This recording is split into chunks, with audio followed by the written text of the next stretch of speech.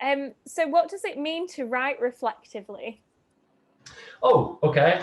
One of my favorite books, or certainly still is now, was something called A Manager's Guide to Self-Development, Pedler et al. So I'll do the shout out to them now, and a wee quote from it. Unexamined life events are not experiences, just things that happened. Experiences generated when we reflect. So I'll say it again, because people can play this back. You're only hearing it for the first time. Unexamined life events are not experiences, just things that happened. Experiences generated when we reflect. Now we could spend the next 20 minutes unpacking that, but it's absolutely fantastic. So if we're not reflecting, it's all irrelevant, really. So for me, in terms of writing reflectively and what reflection means, you're looking at, so you've got your academic anchors in earlier of your ability to describe, of course, but then increasing that, be analysing and evaluating, and then your ability to reflect, whatever that is.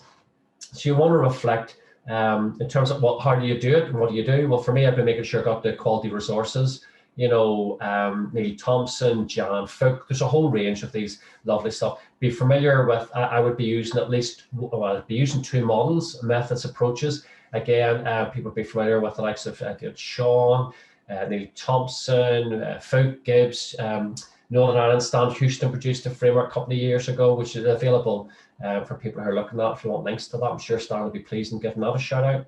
And then look at all the resources that you have around you in terms of the reading list, lectures, practice educators, recommended websites, Thompson's, McLean.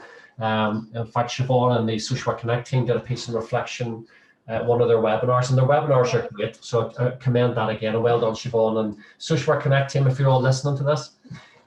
So when you're writing reflectively, you're trying to think about the implications then of lots of stuff, of course, for yourself. So what have I learned about me in terms of looking at the stuff applying? Well, you give me the example of transaction analysis.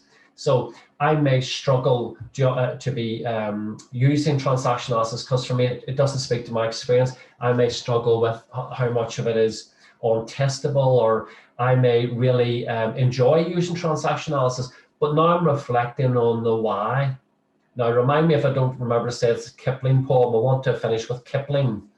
So I want to look at the why of this. So why does this matter? Why am I attracted towards transaction analysis or psychoanalysis? Behaviorism, I don't really enjoy behavior. Well, okay, so why would be? So you're reflecting on that because the practitioner has to have what I call a repertoire of responses. Now, that includes theory. If I'm only comfortable with 1 or 2 or 3 theories, then I am never going to properly serve service users and carers, my colleagues, etc., because I'm only using what I know and what I like. That's not good enough. And remember, you didn't like those until you knew them. So I've got to know the range. And that's obviously part of your ability to critique. You'll be looking at strengths and weaknesses. You're also then reflecting, about, your own performance. Well, what did I do? Why did I do it? How did I do it? And did that matter? Or what I call this, so what? So what, Gerry, you've done this, so what? So it's a very good and arresting sort of question and challenge, and you've got to keep looking at that. I need to reflect on my own ability as a practitioner, and then there's other things I might want to reflect on. I mean, one of the weaknesses I find around anti-oppressive practice, I find this even in writers in relation to it, some of whom I know, as you know. But when we're talking about anti-oppressive practice, we rarely, and when we're doing it, if we remember to do it, we'll do it in relation to service users and carers. We don't do it in relation to ourselves. We start from a false assumption that the reader of our work knows us because we're writing to somebody that knows us. That's not necessarily, of course, going to be the case. Yeah. So I do believe you should be doing what I call an anti-oppressive practice profile of yourself, as well as the service user, the carer, the agency colleagues, because all that matters. So for instance, if you were going to describe me, Kaylee, in terms of anti-oppressive, here's a good test for you. Oh, I'm in the chair first. No, it's not. No. You're not in the chair. You're not in the chair, so I'll have to do it to myself. So, Gerry, describe yourself in an anti-oppressive practice manner. In fact, no, just describe yourself. So if I said I am gorgeous, that's not a description, that's a judgment. Stop laughing. I am gorgeous, everybody, truly. You are gorgeous. But if I say I'm tall, That's not a description. So that's not a judge. I am tall.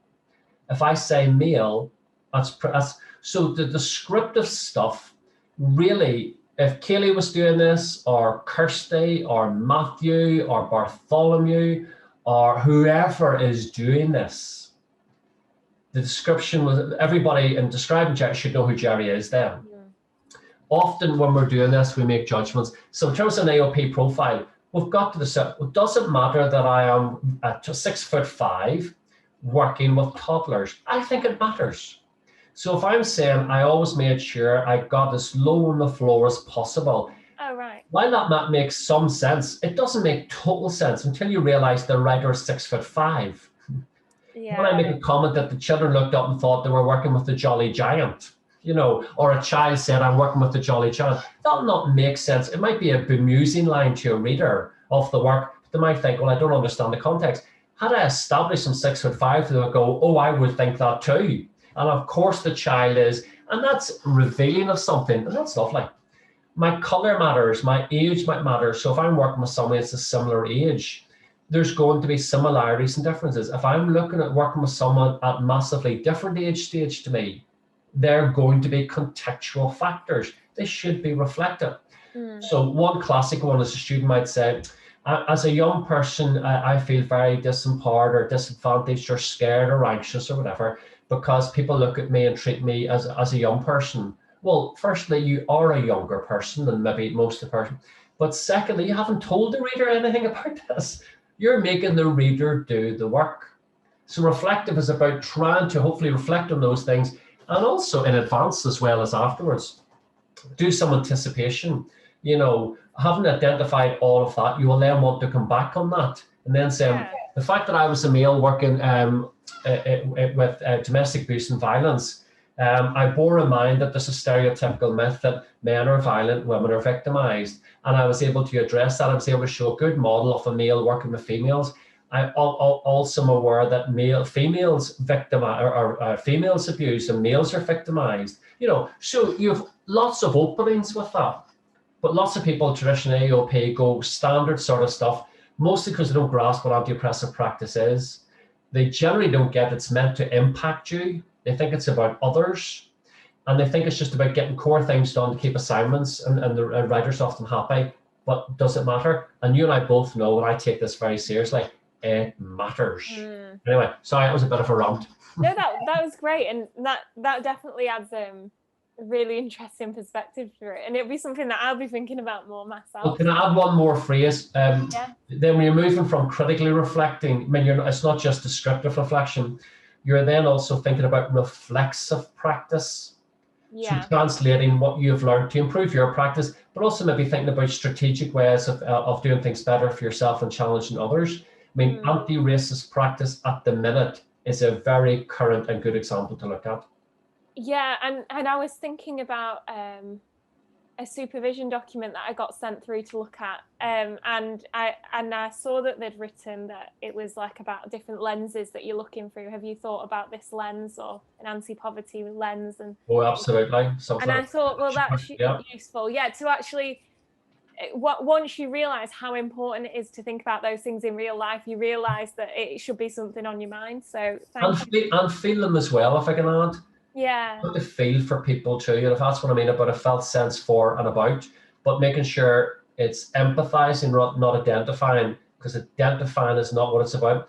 However, in reflective practice, you may want to concede for yourself that actually working with X reminded me of my grandmother, grandfather, whatever, and I find at different times, maybe I was a wee bit collusive in terms of not challenging because, you know, or I was brought up to not challenge my elder. You know, those sort of things are important because, I mean, one of the hardest jobs of being a social worker is the challenging stuff and dealing with confrontation. And one of the weaknesses of social work is being not only getting sort of like, you know, feigned or false compliance from people, but also doing it yourself, not having the courage of your convictions to challenge, been so worn down maybe, and there's understandable reasons for it, are so scared that people don't actually challenge. You've got to, and that's very hard work. Yeah, definitely.